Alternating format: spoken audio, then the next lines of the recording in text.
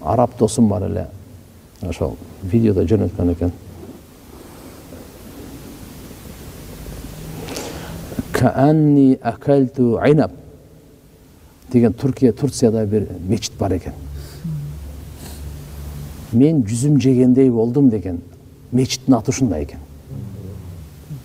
400 жыл мурда курулган экен. 2 килограмм жүзүм алган окшойт. Аябай жакшы жүзүм экен, анан аялына коюп берип. Бир жака барып келсе, аял бардыгын жеп коюптур да. Видео көрчү. Анын акчасы бар экен. Анын ойлонуптур. Булар бу дүйнөдө мени ойлоп болгондон кийин, мен өлгөндөн кийин мени балан ойлойбу булар. Азыр мени ойлоп кичине мынча бир 100 грамм да калтырып коюп болгондон кийин, мен өлгөндөн кийин булар мени ойлобойт.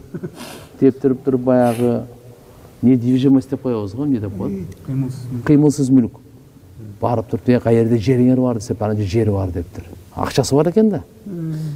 Ошо жерди сразу сатып алыптыр дагы, ошол жерден эле проект заказ кылып, ошол жерден курулуш компаниясына мына деп туруп, давай кургула дептир. Мечиттичи? Мечитти куруп бүтөт. Мечитти куруп бүтөт, мындай кылып туруп. Анан үйүнө келгенде анан кийин үйүнө сүйлөшүп, аялы менен сүйлөшүп туруп айтат анан, эмне болду деп. Сен ошо жүзүмдү калтырбай, баарын жеп салсыңар го. Силер мени ойлогон жоксуңарбы деп. Силер мен ушуга бир ой келди мага дейт. Булар мен тирүү кезимде мени ойлоп болгондон кийин, өлгөнүмдөн кийин булар эч ким ойлобойт мени. Ошон үчүн мен өзүмдү өзүм ойлойн. Өлгөндөн кийинкиге даярданайын. Деп туруп, ушул ой келди дагы, барып туруп анан мечит салдырып коюптур да. Ошо мечиттин атын жүзүм жегендей болдум деп ат коюптур. Мына чыныгы жүзүм, менин жүзүмүм ушу экен да өзү. Мен чыныгы жей турган жүзүмүм, мөмөм, жемишим ала турган пайдалануу ушул экен.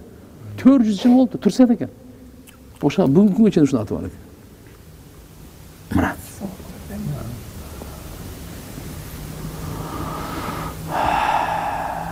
Сирияда бир айыл бар. Ошол айылдын аты Миски. Миск деп атырдын, эң бир жыпар-жыттанган атырдын бири да, Миск деп коет. Миск. Ошо айылдын аты Миски болуп калган. Да, бул эмне үчүн ошол айылдын аты Миски болуп калды десе, о бир заманда бир жаш жигит бар экен, динге бекем экен да, таква экен. Имандуу экен да. Анан бир аял ага ашык болуп калат экен. Дагы өзүнүн каалоосун чыгарыш үчүн бул балага айтат экен, балам, мынаны көтөрүп алып, ал үйгө жеткиришип койчу мага десе. Ал бала эми сооп үмүт кылып, жардам берген сооп болот деп базардагы нерселерин көтөрүп үйүнө жеткирсе, үйүн ал жаман ойдо экен да, ал аялчы. Үйүн эшиктерин бардыгын жааптыр. Ал аял дагы келишкен аял экен. Анан кийин бардыгын жапса, түшүнбөй калыптыр эмне болуп атат. Анан өзүнө чакырыптыр. Асыла баштап, ой, мен Кудай сактасын, Кудайдан корком, таквадан да бул. Таква жигит. Ал десе болбойт, бул десе болбойт, эштин бардыгы жабык. Я Алла, кантип кутулам мен будан эле. Анан аргасы анан айтыптыр, макул, ошол зынага барсам барайын, бирок мен ажатканага бир кирип чыга алайынбы сен? Макул деп. Ажатканага кирип, чечинип, өзүнүн ажасын, заңын сыйпаныптыр. Денесине. Денесине сыйып чыккан экен, жыттанганда, өлүңдү көрөйүн дейт да бул эми. Өзүнүн тили менен. Чык эшикке деген экен, саксыбай анан чык деп. Кийимин көтөрүп, эптеп чыгып, качып кутулуп, зынадан качканын караң. Барып анан кийин жуунганда Алла Таала денесинен миск чыгарган экен. Өлгөнгө чейин ошо миск кетпептир. Болбосо өзүнүн ажасын, өзүнүн заңын өзү ушундай кылган эле.